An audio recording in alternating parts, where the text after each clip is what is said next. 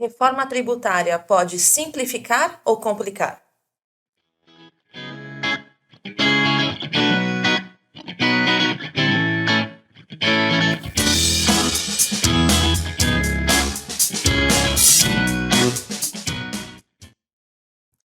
Boa noite, nossos ouvintes e telespectadores. Hoje nós vamos discutir um assunto. Na verdade, eu vou mais entender sobre esse assunto do que discutir ele, que é a reforma tributária, aprovada agora no dia 20 de dezembro de 2023. E nós estamos com duas experts no assunto, que é a Michele, nossa fiel escudeira. Oi, Gi. Olá, pessoal. É um prazer estar aqui com vocês novamente. Primeiro episódio do ano, um tema sensacional que está em alta. E a responsabilidade está grande, esclarecer as dúvidas para agir para vocês hoje. E Laís também está aqui conosco, nossa outra fiel escudeira. Oi, pessoal. Bom dia, boa tarde, boa noite. Que saudade de falar isso para vocês. Um excelente 2024. Estou muito feliz de voltar a gravar. Confesso que estava com saudade e com um tema muito importante e um desafio, que é fazer nossa host da área de publicidade entender essa parte tributária que é complicada até para nós que trabalhamos na área, né, Mi? É verdade. Então a missão hoje é A missão tá importante, tensa hoje, hein? Desafio, hein? Desafio. E eu vou começar, gente, falando para vocês, discutindo aqui com as meninas, sobre as razões por trás da necessidade de se fazer uma reforma tributária. O que acontece? Hoje, o Brasil, quando a gente fala em tributos, o Brasil ele é um dos piores países para se falar em carga tributária. Não é à toa que a gente, inclusive, tem-se o apelido de manicômio tributário aqui no Brasil. Mas por que isso? Porque olha para vocês verem, a gente tem 4 modalidades de cobrança de tributos aqui no Brasil. Então, a gente paga tributo sobre o trabalho, sobre a renda, sobre o consumo e sobre o patrimônio. E se a gente for pegar só os impostos, os tributos, na verdade, sobre o consumo, a gente já tem 5 tributos diretos, só sobre o consumo. Então, ICMS, PIS, COFINS, IPI e ISS. Cada um desses tributos, desses 5, tem uma regulamentação específica para ele. Então, a gente precisa estudar cada uma delas. Aí, vamos lá, se a gente pegar só o ICMS, por exemplo. Hoje no Brasil a gente tem 27 estados. O ICMS ele é um imposto estadual, então a gente tem 27 normativas diferentes para o ICMS, porque cada estado tem um. E se a gente for olhar, então, município, né, que é a cobrança do ISS, hoje nós temos no Brasil 5.570 municípios, cada município tem a sua regulamentação própria. Então, ou seja, olha a quantidade de normativas que a gente tem, especificamente falando apenas de 5 tributos sobre o consumo.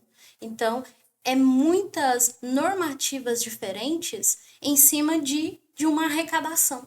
Em cima de uma cobrança. Fora que esse é um dos motivos, né? Mas a gente tem outros, como bitributação, que acontece no cenário que a gente tem hoje, né? No cenário tributário que a gente tem hoje, que é a base de cálculo, já tem um tributo que foi calculado ali junto. Em cima você incide outro, então tem bitributação. A gente tem guerra fiscal entre os estados, justamente porque cada estado tem uma normativa diferente.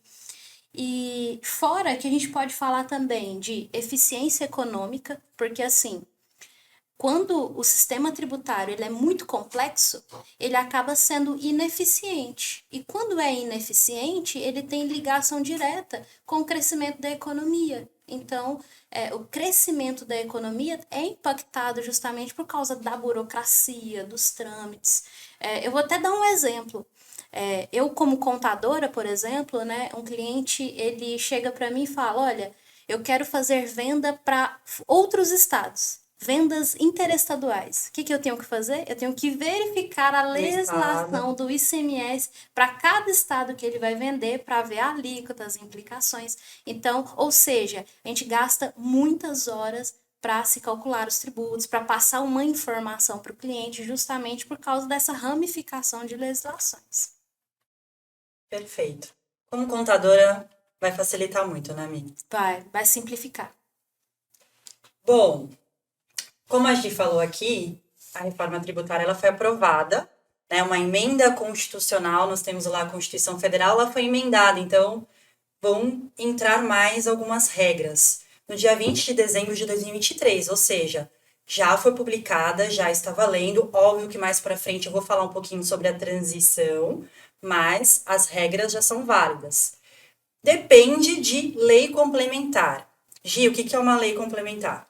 Então, a Constituição está tratando aqui sobre alguns impostos, só que a gente precisa de regramentos. Então, uma lei complementar vai explicar para a gente como é que vai funcionar, como é que vai ser aplicado. Porque muitas coisas a gente necessita de resposta. Então, por enquanto, a gente também ainda não sabe o que vai acontecer, porque a gente depende de uma lei complementar que trate sobre essas novas regras. Tá? LH, vou pedir para você colocar então a tabela, porque o intuito aqui pode simplificar, então vou tentar simplificar para vocês, tá? Não, PIS, COFINS, que é de competência da União, ICMS, que é de competência do Estado, e ISS, que é de competência dos municípios. Então foram criados 2 tributos, né? A contribuição sobre bens e serviços, que é o CBS, de competência da União, e o IBS, que é o Imposto sobre Bens e Serviços. Então, o que acontece? Na União, com exceção à Zona Franca de Manaus, que mais para frente a Mi vai falar, sai o IPI, o PIS, a COFINS e vai entrar o CBS. E nos estados, Distrito Federal e municípios, sai o ICMS, o ISS e entra o IBS. O que acontece aqui? São tributos gêmeos. Então, eles vão ter a mesma base de cálculo, que a base de cálculo vai incidir sobre bens, materiais e imateriais, produtos e serviços. Então, ele vai juntar tudo num só. Mesma base de cálculo, mesmo sujeito passivo. Então, são os mesmos contribuintes. Mesmas regras. Para quê? Foi o que a Mi falou. Nos estados tem muita guerra fiscal. Por quê? Por exemplo, o ICMS. O estado de São Paulo, vamos citar esse exemplo, dá alguns benefícios fiscais para alguns setores. Para quê? Para fazer com que, sei lá, está precisando que mais indústrias venham para o estado de São Paulo. Então, eles passam a dar alguns benefícios fiscais aqui no estado de São Paulo. E aí, o outro estado quer dar também esse mesmo benefício. Então, começa a ser a guerra fiscal. Se eu deixei de falar alguma coisa. Lá, enquanto você olha, até complementando isso que você falou, da questão dos estados, né? Cada um colocar os seus benefícios, porque a gente falou do ICMS, regulamento para 27 estados. Mas olha um exemplo. No Rio Grande do Sul, ele teve 558 alterações. O código, né, tributário de ICMS foi alterado de 558 vezes em apenas 4 anos. É muita coisa. Porque toda vez que a gente tem uma alteração, já tem toda uma mudança para ser feita. Imagina alterar mais de 558 vezes. Isso em um único estado. É muita coisa, né? E assim, os regimes diferenciados que vai tratar a alíquota, a lei complementar, todos vão ter que tratar da mesma forma. Não tem mais diferenciação. É tudo igual. Por isso que são tributos gêmeos. Para não ter esse tipo de discussão. Então, imunidades. Imunidades, tem previsão na Constituição Federal que algumas hipóteses ali, por exemplo, templos de qualquer culto, partido político, sindicatos, eles são imunes a recebimento de impostos. O fisco não pode incidir. Então, assim, as imunidades permanecem da mesma forma, tanto no CBS quanto no IBS. O CBS, que é contribuição, vai ter tratamento de imposto. Então, assim, a intenção mesmo é unificar e não ter nenhum tipo de discussão. Tinham discussões, por exemplo, é serviço, não é serviço? Eles acabaram com essa discussão, porque vai ser sobre bens materiais, imateriais, direito, serviço e mercadorias. tudo englobado ali. Tá. Porque tinha até diferenciação em produtos de mercado, né? Tinha diferenciação também em produtos de mercado. Essas discussões vêm do IPI. Também Tá. a gente acredita que vai dar uma diminuída, mas vai permanecer, que eu ainda vou falar para vocês do imposto do pecado, que é o imposto bacana. seletivo, que a gente acredita que terão discussões ali. Vê se eu deixei passar. Todos esses impostos vão ser não cumulativos e todos eles terão creditamento. O que seria não cumulativo? Mi, vou dar um exemplo aqui, você vê se está certo, tá? Tá bom. Então, vamos lá. Eu comprei de você, Giovana, essa caneca, tá? Comprei de você, você me vendeu por R$50. Nesses R$50 incidiu aqui um imposto. Exato. Eu vou revender por R$100.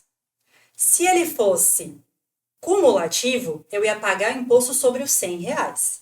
Mas como ele é não cumulativo, eu vou pagar só pelo que eu acresci. Então, ao invés de pagar 100... Pelo 100, paga pelo 50. Exatamente. Que é o que você vai ganhar mais do que você pagou, né? Então, por isso que também se chama IVA, Imposto sobre o Valor Agregado, IVA dual, que são CBS e IBS, justamente que é pelo valor agregado que vai se cobrar o imposto. Esse IVA dual, ele é aplicado em outros países, como o Canadá, então o Brasil está tentando implantar ele aqui. Tá. Exemplo perfeito, não poderia Gostei. ser melhor, bem claro, Bem né? Que claro. é justamente a gente ter crédito daquilo que a gente comprou. Então, a gente vai pagar o valor devido via apuração e vai abater o crédito que teve, porque o anterior, a gente, né, o anterior da cadeia, realmente pagou. E você falando do IVA, lá é interessante porque a gente pensa assim, né? Nossa, mas isso vai ser feito no Brasil? Será que vai dar certo ou não? Por que tá fazendo isso agora? Gente, o IVA, ele já acontece em 170 países. Na verdade, mais de 170 países já tributam nesse sistema de imposto único, né, que aqui no Brasil vai ser o dual. Então, ou seja, o Brasil não é pioneiro nessa implantação, ele está seguindo o modelo de outros países. Tá, vou explicar sobre a trava de referência. Porque assim, Gi pessoal, né? A gente falando assim, a gente pensa, então, beleza, vai simplificar o que hoje está muito burocrático aqui no Brasil, né? Tá muito complicado. Mas e a alíquota, né? E agora esse principal? Será que não vai aumentar muito a alíquota desse imposto? Então, o que acontece? Ainda não é certeza do valor da alíquota, mas ela tem uma proximidade para ser aprovada em 27,5, mais ou menos, né? Ainda vai ter mais normativas para isso. Só que aí eles colocaram na emenda uma trava de referência, que é, com a reforma tributária, esse imposto único não vai poder ser maior do que a carga tributária que a gente tem hoje. Então, não vai poder ser maior. Por isso que existe a trava de referência.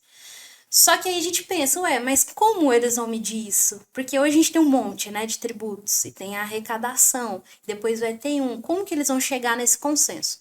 Eles vão fazer a seguinte conta, eles vão pegar os anos de 2027 e 2028, vão ver a arrecadação desses 2 anos e vão fazer um comparativo com o que foi arrecadado de 2012 a 2021. Então, eles vão ver se a arrecadação vai ser a mesma. Uhum. E, lógico, esse cálculo vai ser através do PIB, né, que é o Produto Interno Bruto. Então, eles vão ver se vão corresponder à mesma coisa. Caso seja maior, vai ter que reduzir por causa dessa trava de referência. Então, é justamente para não aprovar uma reforma e ser muito a mais do que uma carga atual no Brasil. Perfeito. Gi, eu vou explicar para você o imposto do pecado, mas o que você tá achando? Olha, eu tô achando bem explicadinho. Eu acho que eu sou da área de comunicação, então assim, gente, para mim é realmente uma aula com elas. Eu sei quanto elas entendem desse assunto e eu acho que é mega importante trazer isso para vocês também. E vamos seguir, né? Porque as dúvidas ainda permanecem, algumas ali que ainda tem muito bate-papo pela frente, mas ela vai continuar aqui com mais questões, né? Mas eu tô gostando bastante das explicações. Espero que vocês também. Que bom. LH, volta pra gente a tabelinha lá. Tá.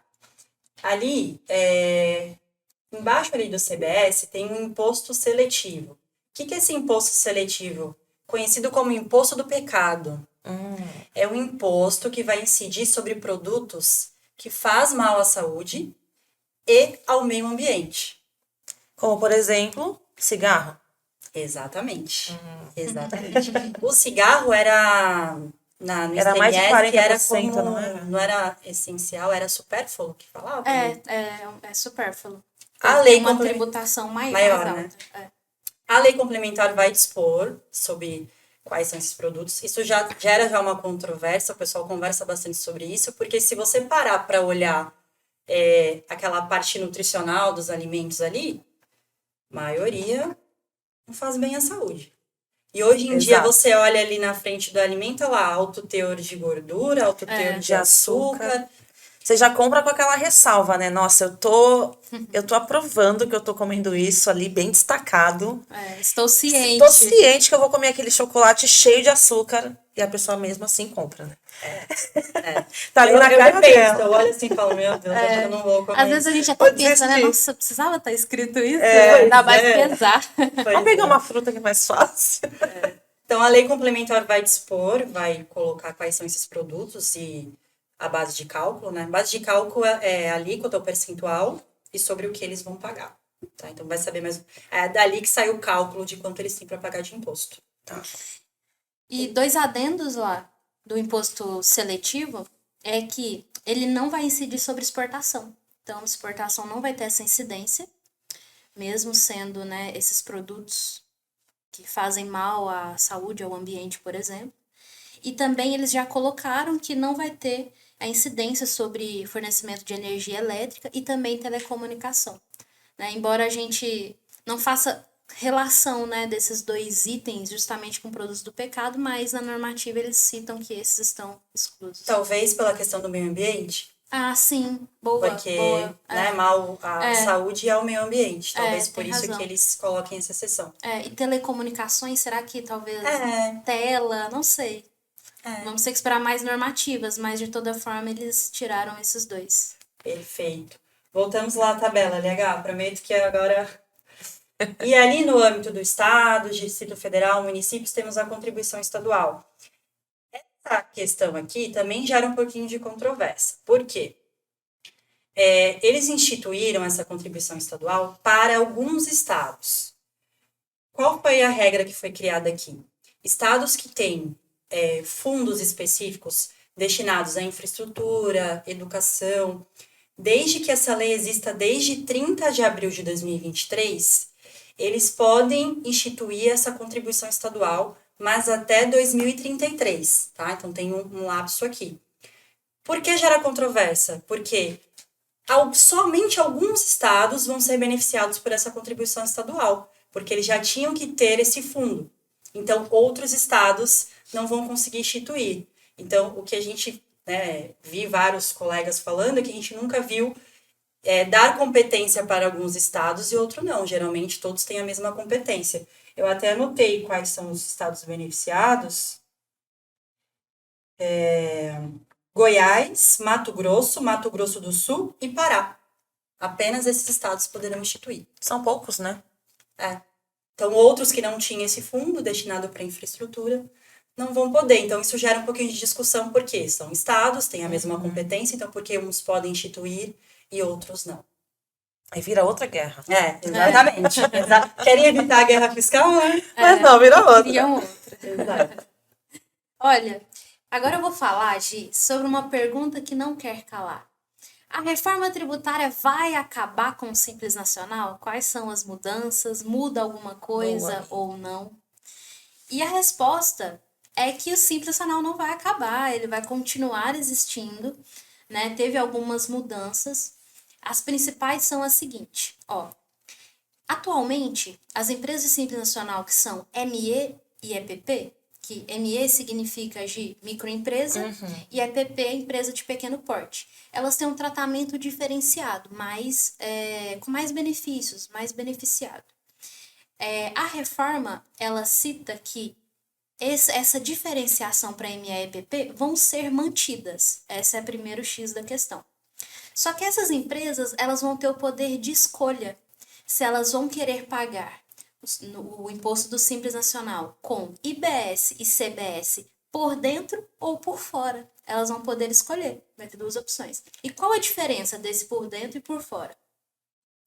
Por dentro, ela não vai poder usufruir de crédito. Lembra que a gente falou do sistema cumulativo? Lá no IBS, no CBS. Aqui, ele já, no Simples Nacional, ele já vai ser diferente. Porque se a empresa escolhe apurar no Simples Nacional com o IBS e CBS por dentro, não se acredita, não tem crédito, mas vai ter uma menor alíquota e menor competitividade. Se a empresa opta por escolher pagar esses impostos no Simples Nacional por fora, ela pode se creditar, então vai ter crédito. A alíquota vai ser maior nesse caso, porque vai ter crédito, e tem maior competitividade. Então vai ser uma escolha. É onde a gente até lembra, né? Nossa, mas como eu vou saber escolher? Planejamento tributário. A minha vai fazer bastante planejamento, hein? Bastante. Porque assim, a gente vai ter que fazer todas as empresas, pessoal. Todas as empresas do Brasil com a reforma tributária, antes de iniciar o período de transição da reforma tributária, vai ter que fazer planejamento tributário. Isso que eu ia perguntar, amiga. Qual a data melhor para começar a fazer um planejamento tributário? Antes do período de transição. Porque a gente vai até falar daqui a pouquinho, Gi, vamos explicar sobre essas datas, porque embora vai ter a data de início, que a gente vai falar. Fica aí assistindo até o final que você vai saber a data. A gente vai falar. Mas assim, vai ter um período de transição, onde a gente vai ter uma tributação paralelo, sistema antigo com o sistema novo, para adequação. E depois passa a valer. Que é o tempo que as pessoas precisam para conseguir fazer planejamento. Exatamente, para adequar, se adaptar. Então, assim, o planejamento tributário é algo que a gente orienta a fazer sempre todo ano. Porque ele é algo que depende muito do cenário atual da empresa. Posso ter um faturamento esse ano X, no outro X, mudei fornecedor, tudo influencia. Mas antes da reforma tributária, antes de começar o período de transição, é fundamental, gente. Todas as empresas do Brasil precisam fazer o planejamento tributário antes. Porque vai mudar muita coisa. Sim. E planejamento tributário, Gi, significa eu escolher um cenário que eu pago menor carga tributária. Entende? Porque se eu não faço um planejamento tributário, eu posso estar num enquadramento, fazer uma escolha errada que custe caro para a empresa. E como a Mi falou, se optar por recolher separadamente o IBS e o CBS, você consegue se creditar. Por exemplo, na minha área, já não compensaria, acredito eu, que a área de prestação de serviço, eu não teria muitos créditos. Exato. Então, um especialista vai mostrar para você todo o cenário, se compensa você recolher de forma separada, se compensa você recolher como já acontece. Exatamente. Ou comércio, às vezes, seja vantagem, mas aí tem que ver os produtos que compra, vai vir com crédito ou não, então vai ter que ser feito realmente um estudo específico de cada empresa para entender, porque assim, o planejamento tributário, ele é muito específico, né, lá, a gente faz, né, assim, e às vezes são empresas correlatas, mesma atividade, e tem planejamentos totalmente distintos, porque cada uma tem a sua particularidade. Verdade. Muito bacana, hein, gente? Eu acho que até vale eu dar puxar aqui para vocês de seguir a gente nas nossas redes sociais, seguir e se inscrever também no nosso canal do YouTube e também escutar a gente nas nossas plataformas de áudio. Tem uma outra coisinha aqui que eu queria tirar uma dúvida com as meninas sobre IPTU e PVA. Como que vai seguir a partir dessa nova reforma? Lá, você quer responder essa? Vou responder essa. Só que posso falar uma coisinha do simples, assim, Pode. que eu esqueci, mas eu gostaria. Eu também quero falar do IVA dual. Tu quer? Quero também. Fala do simples A gente primeiro. vai Gente, falando, olha, só por que- falta de uma não entender do assunto, temos duas brigando pra falar, entendeu? Porque a gente lembra depois. A né? gente Nossa, lembra. isso que é importante. Bom que a gente se complementa, né? A gente se complementa. Graças a Deus. Eu tô aqui grata a Deus. Muito obrigada. Muito obrigada, Deus. Sabe o que eu lembrei? Que é importante falar? Porque o Simples Nacional, ele é um imposto único hoje, é um enquadramento que tem, né? Que vai uma guia única com todos os tributos lá dentro. Dentro dessa guia única, né, do DAS, lá dentro tem ICMS, ISS, PIS, COFINS, Imposto de Renda, Contribuição Social e CPP, que é o INSS patronal, né, 7. Só que a gente pensa, mas o IBS e a CBS não é só sobre PIS, COFINS, IPI, né, ICMS, ISS e os demais? Os demais não têm alteração ainda por enquanto. Verdade, bom falar sobre isso. Então, ou seja, quando a gente fala em Simples Nacional, vai ser uma apuração à parte, porque imposto de renda, contribuição social e CPP permanecem ainda a mesma coisa. Somente aqueles que serão substituídos pelo IBS e CBS que serão calculados ali a parte desses. E sobre o IVA dual, que é Imposto sobre o Valor Agregado, que a gente citou aquele exemplo da não cumulatividade, tem uma questão, Mi, que vai depender também de lei complementar. Você pode se creditar, você pode cobrar, né, incidir sobre o valor que foi acrescido, porém, para de consumo pessoal, não entra. E aí a lei complementar vai falar o que é de uso pessoal e o que não é de uso pessoal. E IPVA. IPVA, tem que ler o artigo porque IPVA aumentaram-se as hipóteses. Enquanto isso, posso dar um alerta Pode. aqui para o pessoal? Deve. Pessoal, olha, tem muita gente pensando, né? Nossa, a reforma tributária vai impactar empresas. Eu não sou empreendedor, né? Eu trabalho CLT, então não tem muita ligação comigo, né? Não quero saber tanto. Olha o que a gente está falando, gente. PTU, IPVA, né? Que são impostos ligados diretamente à pessoa física. E um detalhe, gente, quando a gente fala em alteração de tributação para empresas, nós estamos falando de impacto direto para consumidor final. Com certeza. Por quê? A precificação muda.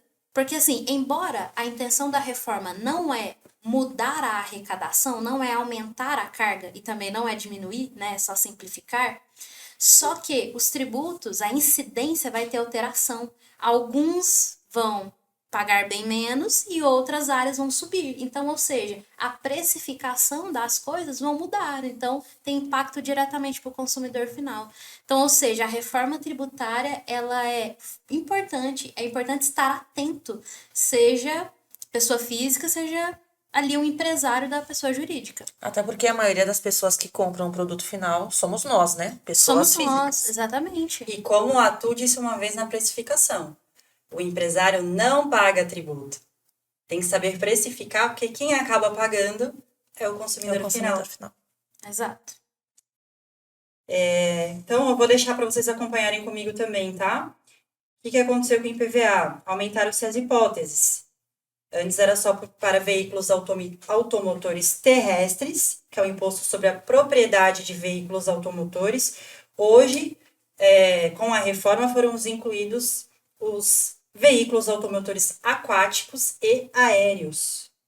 Então, vamos lá. Então, para quem tem o seu jatinho e a sua lancha, vai ter que desembolsar um dinheiro, hein, gente? Exatamente. Não adianta ter só produto caro aí não e não arrecadar, né? Não contribuir, aliás. Isso aí, Gi. Bom, incidirá sobre a propriedade de veículos automotores terrestres, aquáticos e aéreos, excetuados, tá? Então, tem algumas exceções aí, Gi. Tá. Aeronaves agrícolas e de operador certificado para prestar serviços aéreos a terceiros. Aeronaves agrícolas, eu trouxe aqui um exemplo. Aquele avião pulverizador que solta pesticida. E operador certificado, uma empresa que possui certificação necessária para fornecer serviço de transporte de cargas de passageiros aéreos. Embarcações de pessoa jurídica que detenha outorga para prestar serviços de transporte aquaviário ou de pessoa física ou jurídica que pratique pesca industrial, artesanal, científica ou de subsistência. Então, embarcações de pessoa jurídica, navio de carga geral, que passam pelos portos. Sim. E pesca, né? Pesca industrial, artesanal, científica e para subsistência. Também foram excetuados. E C.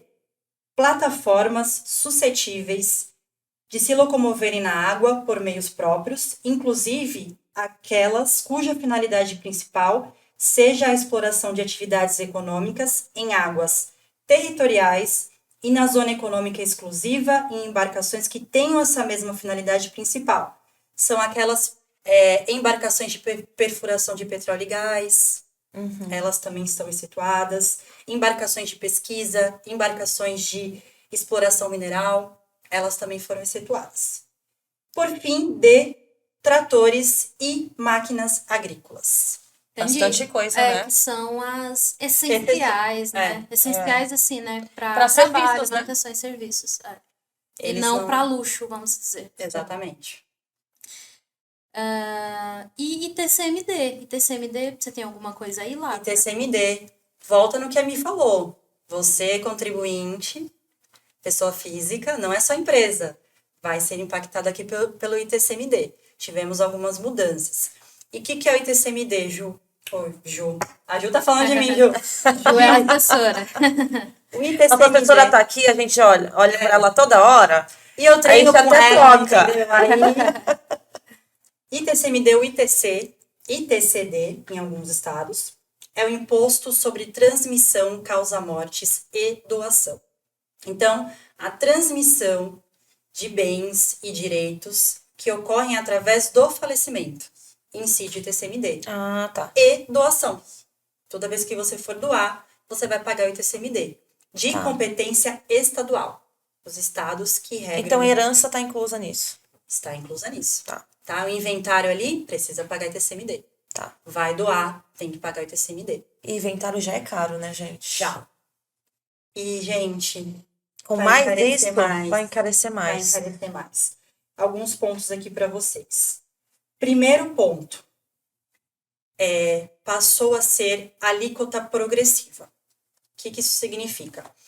Antes da reforma, as alíquotas eram fixas. Então, os estados tinham de 4% a 8%. O estado de São Paulo, por exemplo, a alíquota é 4% atualmente. Então, assim, independente do valor do bem, se o bem vale 100 mil, você vai pagar 4% sobre 100 mil. Se o bem vale 1 milhão, você vai pagar 4% sobre 1 milhão. Atualmente, a alíquota Então, fixa. indifere do valor. Com a reforma tributária, ela vai passar a ser progressiva. Então, vai ser de 4% a 8%. Então, existe um princípio que a gente fala na Constituição, que é da capacidade contributiva. Então, quanto mais eu tenho, mais imposto eu devo pagar. Isso acontece, a mim pode explicar, no imposto de renda. O imposto de renda, as alíquotas vão aumentando conforme você ganha mais. Ganha mais, exato. Vai ser a mesma coisa no ITCMD. Então, quanto maior o valor que você tem de bens e direitos, maior vai ser a alíquota. Então, É vai triste, aumentando. né, ver isso no Lerite? É triste, gente, mas é a vida. Não tem como fugir disso, né? Exato. Quanto mais você ganha, né, mais desconto tem. E aí, vou dar uma dica para vocês, para quem quer fazer planejamento sucessório, que a Ju falou que eu não posso esquecer de falar isso, né, Ju? Quem quer fazer planejamento, agora é o momento. Procure um profissional. Muitas pessoas já estão optando por fazer doações, tudo dentro da legislação, porque atualmente a alíquota é fixa. Estão optando por fazer previdência privada, porque aí previdência privada não entra na parte de sucessória, então você não precisa inventariar. Seguro de vida, então assim, é porque é um tema muito abrangente, mas para quem quer fazer planejamento sucessório, a hora é agora por conta dessa progressividade. Vamos ao segundo ponto. É que assim, o imposto previsto, né, no inciso 1, que é o ITCMD, relativamente a bens imóveis e respectivos direitos, compete ao Estado da situação do bem ou ao Distrito Federal. Isso aqui não mudou. Outra coisa que mudou, gente, por exemplo, se você recebe uma doação de direitos, tá? Bens móveis e direitos, valores, exceto bens imóveis, vai ser cobrado no estado onde você é domiciliado. Antes, era o estado onde você abriu o inventário, o estado era competente para instituir. Hoje, não. É necessariamente do domicílio do doador. Antes, você tinha a opção de escolher ou onde você abriu o inventário ou no domicílio do doador. Hoje, não. Hoje, bens, móveis e direitos é no domicílio de quem faleceu. Essa é uma mudança também. Terá competência para sua instituição regulada por lei complementar, o inciso 3º, se o doador tiver domicílio ou residência no exterior, e se o decujus é um termo que a gente fala para o falecido, possuía bens, era residente e domiciliado ou teve o seu inventário processado no exterior. Então, quem é do exterior também, se for doar, se for ter inventário processado no exterior e esses direitos forem passados para os herdeiros aqui no Brasil, vai precisar recolher TCMD. Nossa, gente. O último ponto é legal do TCMD, né? Vamos O último. Ufa. E, gente, terceiro setor vai ser aqui beneficiado. Por que acontece? Eu falei para vocês no início que algumas pessoas listadas na Constituição, elas são imunes. E uma delas é a entidade assistencial e educacional, apenas essas duas entidades. As entidades filantrópicas e sem fins lucrativos não estão abrangidas nessa imunidade. Então, por exemplo, se uma instituição sem fins lucrativos receber uma doação de um bem, ela tem que recolher TCMD. Tá. E a reforma incluiu essas duas instituições para que elas não recolham em TCMD. Elas vão ser beneficiadas pelo não recolhimento. Então, é uma notícia Notícia boa. boa para o terceiro setor. Ufa! Que até o último episódio que fizemos, exato, falando sobre o terceiro setor. Olha aí, Ângela. Se receber doação, com a reforma não precisará recolher TCMD. E eu vou falar agora sobre a questão dos benefícios fiscais. Porque o que acontece? Gi e pessoal, a gente, como a Lá comentou, a gente, em cada estado tem a normativa para o seu ICMS, o seu código tributário de ICMS. E lá dentro não é simplesmente assim, alíquota X e pronto. Não, hoje há inúmeros benefícios, redução de base de cálculo, diferimento, isenção, alíquota zero. E como vai ficar isso pós-reforma? É o seguinte, esses benefícios, eles ainda vão continuar existindo, mas para algumas coisas específicas. Eu não vou aqui ler tudo porque é muita coisa, mas eu vou falar só um pouquinho só para vocês entenderem os critérios. Então, exemplo, vai existir isenção e alíquota zero. Então, para algumas coisas específicas. Exemplo, dispositivos médicos, coisas essenciais no caso. Então, dispositivos médicos vai ter alíquota zero. Medicamentos, alíquota zero. Serviços de transporte público vai entrar como isenção de tributos. Produtos de cuidados básicos da saúde menstrual, por exemplo, vai ter alíquota zero. Produtos hortícolas, alíquota zero. Na parte de redução de base de cálculo, vai ter uma redução de 60% no CBS e no IBS para alguns serviços, como, por exemplo, serviço de educação, serviço de saúde, dispositivos médicos também entra aqui na redução, alimentos destinados a consumo humano. Então, ou seja, embora vai ter as alíquotas fixas, ainda vai ter esses benefícios para alguns serviços e alguns produtos específicos. Um exemplo claro, por exemplo, até tem sido bastante falado, é a questão da cesta básica. Então, a cesta básica ainda vai ter mais detalhes sobre isso, que vai ser via lei complementar, né? Isso eu tinha visto também. A cesta básica, a ideia é que os produtos sejam alíquota zero. Só que eles ainda vão colocar a listagem, selecionar, que são os produtos mais essenciais para combater a fome. Esse é o critério deles. Então, tem também, eles incluem também produtos de higiene pessoal, sim, né? Alguns produtos. Exatamente. A ideia é ser alíquota zero para a precificação desses itens cair.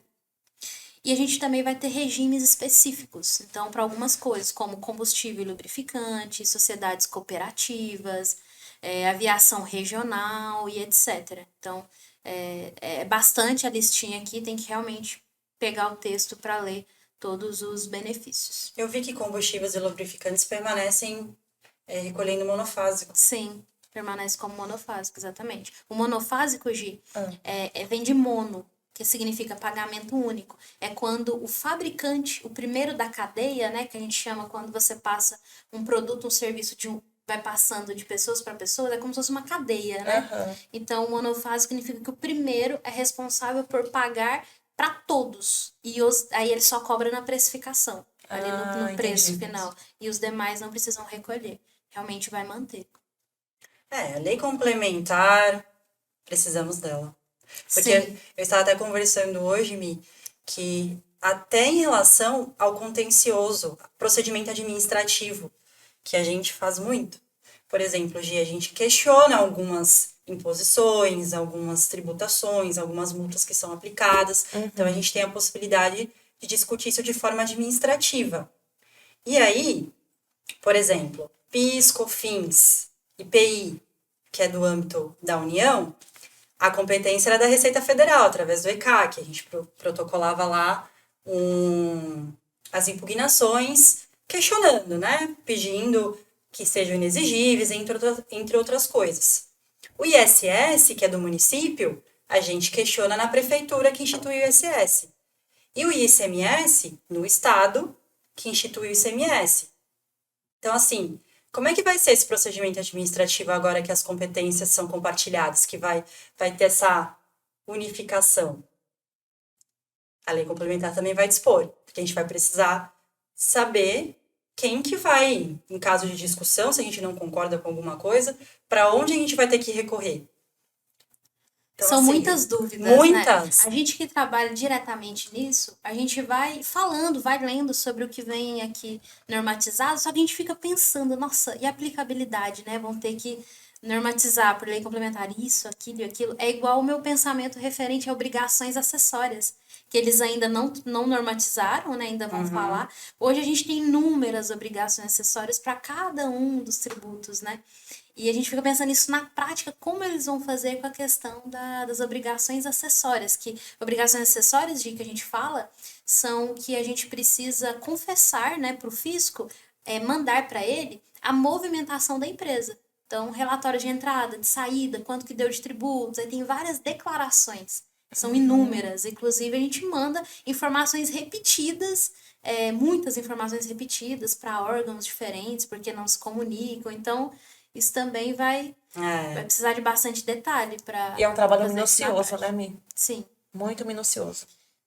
Eu vou falar também do cashback, né? Cashback, que significa aí da terminologia em inglês dinheiro de volta, que vai O funcionar famoso assim. cashback, né? O famoso cashback. Que nas compras a gente sempre vê Tem cashback, retorne, vá, R$3, Isso. R$4 pra você. E vou te falar que na reforma não é diferente. Essa é a ideia. Tá. O detalhe é que esse cashback ele não vai ser para todo mundo. Ele vai ter um critério que ainda vai ser normatizado para ver qual as faixas de renda que vão receber. Mas a ideia é que as pessoas com mais vulnerabilidade social elas possam receber de volta uma parte do tributo que elas vão pagar. Então, assim, ainda não tem detalhes como vai ser na prática, como vai voltar. Nem o percentual, mas esse é o intuito de existir o cashback. Vou dar um exemplo que eles até já colocaram, que é, por exemplo, vai acontecer o cashback em cima de fornecimentos de energia e também botijão de gás. Só que eles ainda vão falar os detalhes de como vai ser. É bacana que o botijão de gás tá cada vez mais caro, né? Sim, para pessoas, né, com essa vulnerabilidade social vai fazer uma diferença grande, né? Vai mesmo. Temos a Zona Franca de Manaus. Sim. Você comentou, né, Comentei que vai ter no mudanças, início. mas exceção da Zona Franca. A Zona Franca de Manaus e áreas de livre comércio, que a gente chama, é uma região da Amazônia onde foi criado uma lei, uma normativa para que nessa região fosse fomentado a área de indústria, comércio, fortalecesse essa economia local, porque antes não ia indústria para essas áreas. É uma área lá da Amazônia, uma região que justamente pega ali Manaus e mais algumas cidades. Por isso que é Zona Franca de Manaus e áreas de livre comércio, que são ali próximas. Então, ou seja, essa região ela tem uma tributação muito específica, Gi, de forma que favoreça essas empresas que estão lá e também quem importe e exporte por essas regiões. Eu vou dar um exemplo. Hoje uma empresa de São Paulo que vai vender uma mercadoria para uma empresa que vai industrializar na Zona Franca de Manaus, por exemplo, ela, se fosse para qualquer estado, ela ia pagar o ICMS. Tá. Um exemplo hipotético, 12, 7%. Ela vendendo para lá, ela não paga o ICMS, porém ela tem que conceder de desconto na mercadoria, no preço final, o valor correspondente a essa alíquota de ICMS. Então, só para você entender como lá é diferenciado e tem Então, esses diminui benefícios. essa porcentagem do valor final do produto. Exatamente. Então, quem está comprando lá, a indústria que lá, por exemplo, Compra com descontinho. exatamente, compra com desconto, ao invés da pessoa pagar o ICMS para o Estado. Tá. Então, tem essa condição. Então, ou seja, na reforma, está previsto o seguinte, que vai permanecer os benefícios da Zona Franca de Manaus. Eu não vou estender tanto, porque são muitos detalhes, a gente pode falar sobre isso depois num outro episódio, caso vocês quiserem, deixe nos comentários, no YouTube, que a gente fala sobre isso, sobre os detalhes da Zona Franca, áreas de livre comércio, mas em resumo é que a reforma prevê que vai manter esses benefícios até 2073. Então, até esse ano. É bastante tempo, né? 2073. Até lá é outra análise, outro estudo, né? Inclusive, o IPI permanece para a Zona Franca. Que a gente até coloca na tabelinha ali. Sim, permanece. Permanece com os benefícios, né? Ele tem vários benefícios lá. Isenção, alíquota zero na importação, então permanece todos os critérios. Perfeito. Bom, vamos falar sobre a transição. Os prazos, né? Prazos. A pessoa deve estar querendo saber quando Meu vai Deus, começar aprovou. Vai ser amanhã? Preciso Vai planejar. decidir, Quando eu preciso planejar? Gente, nossa, começa. Nós temos 10 anos de transição. E vai começar apenas em 2026. Viu? Então, nós temos 2024, 2025. Praticamente ainda, né? 3 anos aí, né? Então, começa em 2026. Como é que vai funcionar? Deixa eu só deixar aqui no jeito, porque são alguns detalhes. Em 2026, começa a alíquota teste. Como vai funcionar? CBS, 0,9%. IBS, 0,1%. Totalizando 1%. Esses dois impostos vão serem cobrados concomitantemente com os já existentes. PIS, COFINS, importação, né, Mi? Sim. ISS e ICMS. Então, vão ser cobrados concomitantemente. Esse 1%, inclusive, ele pode ser compensado nesses outros impostos, tá? Então, vou continuar aqui, juntos. Em 2027, CBS, Contribuição sobre Bens e Serviços de Competência da União, passa a existir unicamente. Então, acaba-se, com exceção a Zona Franca de Manaus, que vai ter o IPI ali, PIS, COFINS e IPI. Fica só CBS. E o IBS, que é de competência dos estados, Distrito Federal e municípios, continua existindo concomitantemente com ICMS e ISS. Continua sendo cobrado ali aquele 0,1% e é dividido entre os estados e municípios. Deixa eu só ver que o IBS ele continua existindo em 2027. Tá. 2029, o IBS começa a aumentar e o ICMS e ISS diminuir. Até que em 2032, 2033, fique só IBS e CBS. Falei certo, Mi? É isso mesmo. Ficou claro, né? Porque às vezes Ficou. parece um pouquinho complicadinho. Então, assim, em 2027, CBS sozinha extingue-se os impostos federais. Continua IBS junto com ISS e ICMS. 2029, começa a aumentar a alíquota do IBS e diminuir do ISS e ICMS. Até que em 2032, 2033, seja só o IBS e o CBS. Exatamente.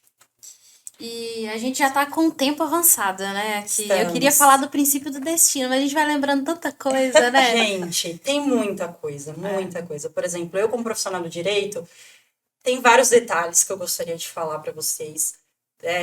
Mas assim, é tanta coisa que precisa refinar, tantos detalhes que a gente precisa falar, é mais um resumão, Um apanhado de tudo que foi. Para quem precisa, assim como eu, entender um pouquinho mais sobre reforma, um pouquinho não, né? Bastante, porque foi realmente uma aula que as meninas deram aqui, tocando ali de ponto a ponto, pontos cruciais, eu acho que para a gente saber quais os próximos passos, né? Para os contribuintes também. Eu até peço agora para lá, a gente sempre faz uma frase pílula, ou quando a gente tem convidado é do convidado, e quando estamos com a nossa equipe aqui unida, de uma das hosts. E hoje, a Lá que vai mandar aí essa frase pílula para nós, que é bem boa, por sinal. Bom, eu sempre digo que para ser empresário no Brasil precisa ter coragem, porque nós temos uma das maiores cargas tributárias do mundo, fora as obrigações acessórias que precisam ser cumpridas. A resiliência de vocês novamente será colocada em teste, mas eu tenho certeza que vocês vão passar mais uma vez por isso, porque coragem vocês têm de sobra. E a gente admira vocês demais por isso. E por isso que nós estamos aqui tentando transformar a vida de vocês. Uma vida mais simplificada, né? Mais simplificada, assim como pode simplificar, né? E se você também tem interesse em ver uma parte 2, né? Porque tem bastante coisa para falar, você pode deixar nos comentários, né? Que aí a gente... Isso. E as suas dúvidas, que aí a gente busca esclarecer para vocês. Que aí a gente pode trazer até um pouquinho da área de marketing para esse assunto, né? Que eu acho que também talvez seja importante para quem queira saber um pouquinho mais. Perfeito. Né? Então é isso, pessoal. Ficamos aqui por hoje. O primeiro episódio de 2024, nosso 28º episódio. Ficamos por aqui. Espero que vocês tenham gostado. Vocês sigam a gente nas nossas redes sociais e se inscreva no nosso canal, hein? Eu vou dar uma olhadinha ali para ver se os números estão aumentando.